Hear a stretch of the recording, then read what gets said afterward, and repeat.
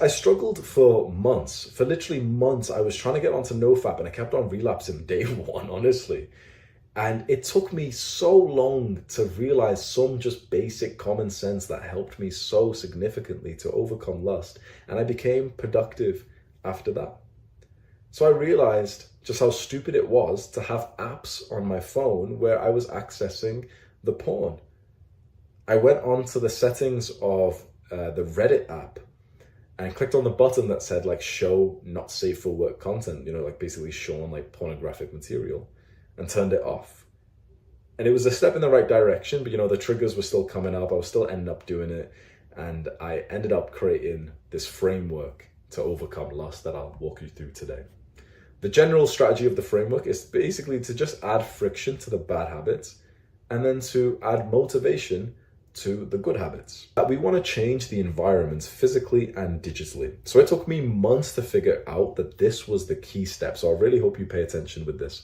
If you want to overcome this incessant need to FAP and to release, a huge thing that you can do literally today is to change around your digital environment. So for example, like your phone and your computer, to change the settings on there, to change the design on there, to move the apps around, to delete the apps, to go into the apps and change the settings, to block people, to unfollow people, to unfriend girls on Snapchat that are, showing thirst traps or some shit, to change that. And then also your physical location. If you can move somewhere else. Like I remember, so around this time I was struggling for so long, I moved to university and I got my own place there. Like I had a little dorm, like flat, and I stopped fapping almost straight away.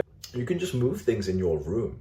You can just move things. Like for example, move your bed to the other side of the room and you're almost creating like this new chapter, like this new sort of blank slate. You're almost starting again with some elements of significance. You can change even things about yourself. You can literally go like trim your hair and have, okay, this is my new identity. You trim your hair like a monk, like you're in the military. Like, yeah, I've got military discipline now. Most importantly is the digital side. So just think to yourself, okay, where do you often like end up fapping? To what? Are you on a certain social media? Just be honest, which social media is it usually, or which website is it usually? What's some ways that you can just add friction to that? For example, with me, I was on Reddit and I went on the settings and I disabled like the pornographic content setting there. If you're on Instagram, maybe you go onto the explore page and you see some, some girls with like provocative clothing or something. You hold over the picture and it says like not interested or don't show me this kind of post. You do that with like 10 of the girls, 20 of the girls, and suddenly you stop being shown posts of girls like that. Maybe you go onto Instagram or Snapchat, you unfollow girls from your school or whoever who are posting like thirst traps. And I know you might be thinking, oh, it's kind of awkward and, I might end up fucking her one day, but like, it probably is worth it to get away from this problem. So you change the environments. So imagine this, you're going through the day and the thought arises that you should probably FAP, like you start to desire it.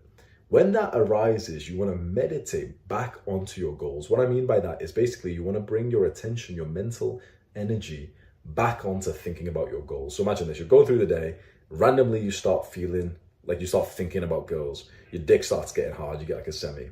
What you do is you manually, forcefully think about your goals and you think, nope, gonna get to 10K a month, gonna work on this. Okay, so straight after this, I'm gonna work on that project, I'm gonna do this, then I'm gonna go to the gym, I'm gonna do biceps today because just doing pull days haven't been hitting biceps enough. Imagine you're focused on your goal like that. What's gonna happen is you are then meditating, and basically every single time that you are finding yourself in that sort of mental rut of obsessing over girls and porn and stuff that you don't want to be thinking about too much, you're bringing yourself back to the present moment, or at least into a moment where you're focused on what you are saying is your priority. So here's the important points, because a lot of guys misunderstand this. As you go through this journey, you will continuously keep actually getting into those little ruts where you think about the girls and you feel horny. Don't think that that's you messing up. So many guys will feel lust and be like, oh man, this is so hard. It's so, no. Like the feeling of horniness is normal to arise. So expect it to pop up. The action that you need to do is feel the horniness, but decide not to FAP because you're focused instead on your goals. I actually think the concept of less FAP makes more sense, and I got this from the gym with progressive overload. So in the gym, there's a concept called progressive overload where we start with a weight on the bar, let's say 60 kilograms, and instead of just trying to hit 100, which would be retarded and we'll get injured, We put on 62.5 and we train with that for a week. Then we put on 65 and we train with that for a week. We progressively overload up to our goal. It's kind of like the same but opposite with no FAP or less FAP. People go from like the high amount of fapping, like daily or twice daily, and think that they should be able to get to 0 immediately just because they wanted to. So they have maybe one day where they don't fap, but then they end up fapping and they get so upset because the goal is 0, right? That's like a guy saying he's at 60 kg bench press, but he's going to be upset if he can't hit 100 kg. It's like, that's stupid, right? You're not at that level. So with no FAP, I think it's actually quite problematic because it makes you think that you should be able to get to 0 immediately. Just the same way that some skinny kid thinks that he should be able to bench 2 or even 3 plates. You're not there just yet. So this is the better way, is instead of setting the goal to be 0 and counting how many days that you've been on NO-FAP for, decrease the volume.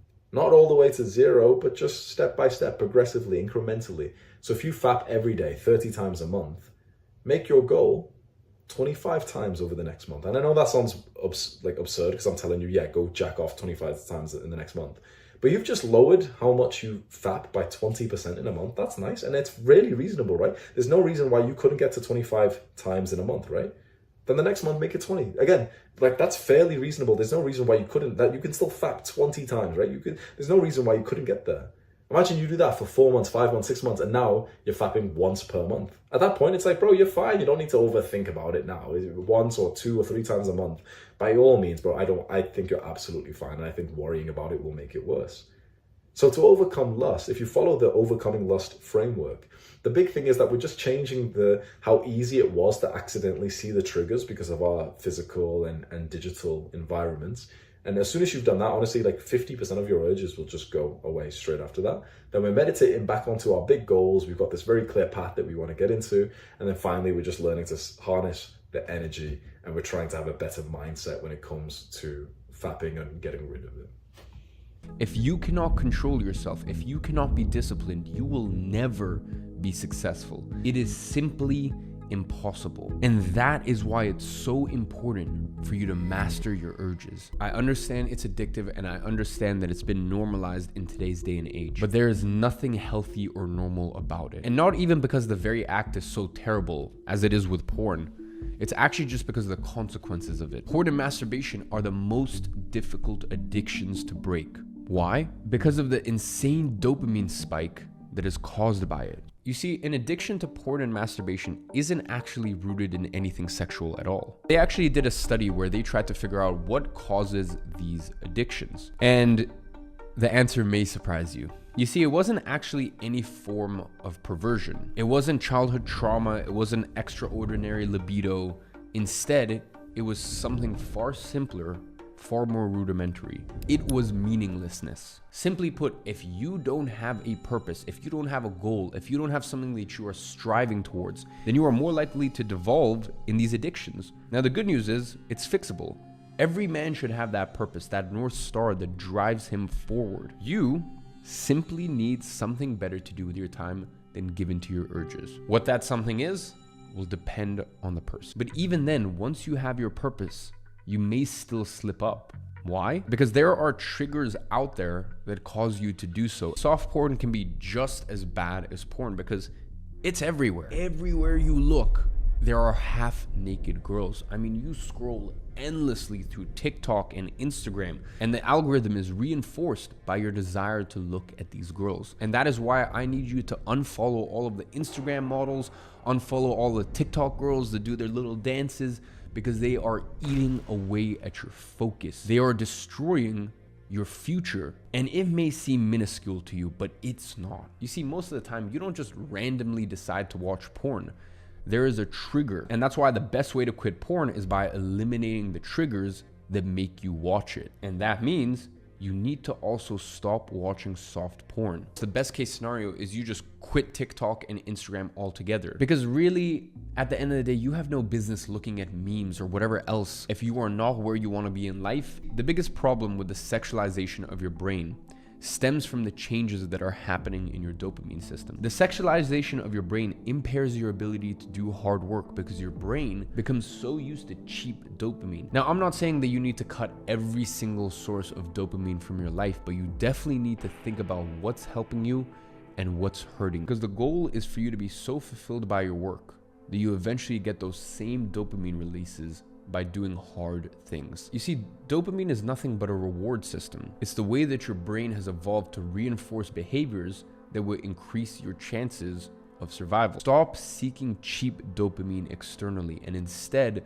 look inward. And that is how you desexualize your brain and realign your actions with your goals. Listen, you will never be able to truly focus inward if you are constantly chasing women. If you're texting this girl, meeting up with that girl, all while thinking about some other girls, you will never be focused. That is not how you desexualize your brain, which is exactly why I always say that you need to stop chasing women and build yourself up first. The best part is when you do eventually build yourself into a man of substance, the women just inevitably come to you. But until you get to that level, chasing women is just a massive waste of time, unless it's your day one girl, unless you know, hey, this girl, this will be my future wife. But if that isn't you, it's a waste of time. Average time spent on Pornhub a day is 10 minutes. Multiply that a year, it's 3,650 minutes, or about 60 hours, or 2.5 days. So I want you to follow me here. You spend an average of 9 months swiping to find a date. That doesn't work because 1 in 3 of you aren't having sex. So then you spend 10 minutes a day on Pornhub. What we can deduce here is that men are spending all their time chasing women and are having 0 results. What could you have done with that time? Stop going on TikTok to look for pornography. This will increase your motivation. Every time you ejaculate, you drain your masculine energy. When you ejaculate, oxytocin, vasopressin, and prolactin are all released. The last two put your body in a relaxation state, which is why you get tired. Prolactin has been linked to the feeling of sexual satisfaction. So not only do you get tired, you also remove any motivation to actually pursue to become better, to become more attractive, to attract the girl that you actually want, because why would you?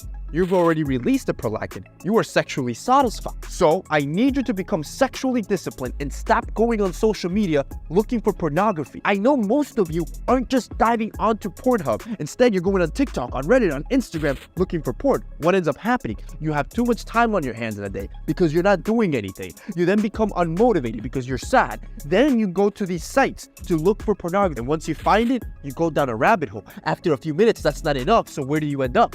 Pornhub. You need to cut the problem at its source. You don't realize it, but any picture, audio, or video that sexually stimulates you is considered pornography. I need you to go to the gym and do a hard exercise. If you find yourself extremely horny all the time to the point that you feel you can't control it, this study found that strenuous, excessive exercise lowers your sex drive. On top of that, doing this strengthens your self-control and builds a better body. It doesn't start at porn, it starts before. So a trick you want to start doing is changing the music you listen to. As a matter of fact, I would even suggest replace the crap music for audiobooks, for podcasts that build you up. You don't realize it, but there are studies that prove that there is a direct link between music and it controlling your actions, specifically in the area of sex. All right, this all sounds great, right? Being sexually disciplined can make you richer, have more motivation, get the women you want, avoids poverty. But the problem here is that none of that is instant. You have not learned delayed gratification in your life. And while the pros are all good, when you're alone in your room, you're gonna convince yourself to do it anyways, because what's the harm? No one's looking. No one's gonna ever find out. No one is watching, and it's just you versus you. This is when it counts. We understand now that prolonged porn usage leads to lower self-control. So when you're alone in your room and you think, no big deal, that's when you have to build that mental strength and when it actually counts. And that's instant. The mindset is this: when you're going to watch porn, instead of seeing it as these hot girls with big boobs sucking and fucking, think about it as this. Think about these old dudes with long greasy hair, pimpled up faces, big fat beer bellies, sitting in front of a computer monitor, reading numbers, trying to analyze and come up with any new way they can think of to mind you into sitting in a chair and pulling out your wiener and jerking off. It's disgusting, right?